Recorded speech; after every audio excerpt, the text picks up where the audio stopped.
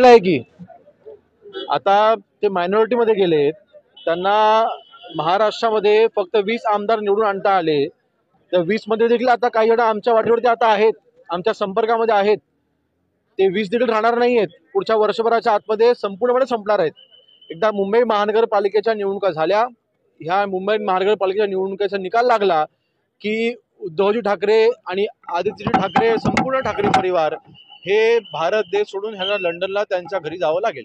भारतरत्न द्यावं बाळासाहेब ठाकरेंना अशी मागणी त्यांच्याकडे होते. संजय राऊतांनी आवाहन केलं.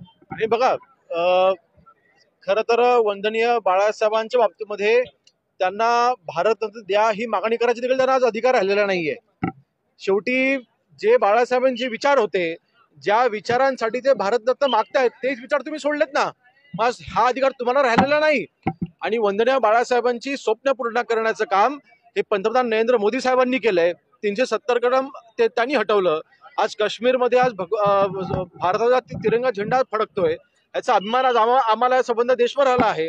ते काम त्यांनी करून दाखवलं. मराठी भाषेला अभिजात दर्जा मिळवून दिला. मला वाटतं वंदनीय बाळासाहेबांनी पाहिलेली स्वप्न ही नरेंद्र मोदी साहेब पूर्ण करतायत. आणि ह्या पार्श्वभूमीवरती आज संजय राऊत सारख्या व्यक्तींना किंवा उभाटाच्या कुठल्याही नेत्यांना बाळासाहेबांना भारतरत्न द्या हे सांगायचे देखील त्यांना आज अधिकार राहिलेला नाही. सर, आजच एकनाथ शिंदे मोठं हे केलेलं आहे. 20 चे 2 व्हायला कधी वेळ लागणार नाही. नक्कीच ना. आणि हे काय प्रयत्न आम्ही करत नाही आहोत. आम्हाला समोरना संपर्क केला जातोय. आता मी काही लोकांची नावं घेणार नाहीत, परंतु आज तिथे आदित्यजींसोबत असलेल्या युवा सेनेमधले काही पदाधिकारी असतील, त्यांच्या उभाटामध्ये काम करत असलेले त्यांचे काही आमदार असतील, काही खासदार असतील, काही त्यांचे अनेक पदाधिकारी देखील अगदी जिल्हा प्रमुखांपासून विभाग प्रमुखांपर्यंत आम्हाला समोर संपर्क करतायत की होय, तुमचा निर्णय योग्य होता, आम्हाला आता तुमच्यासोबत जोडायचंय.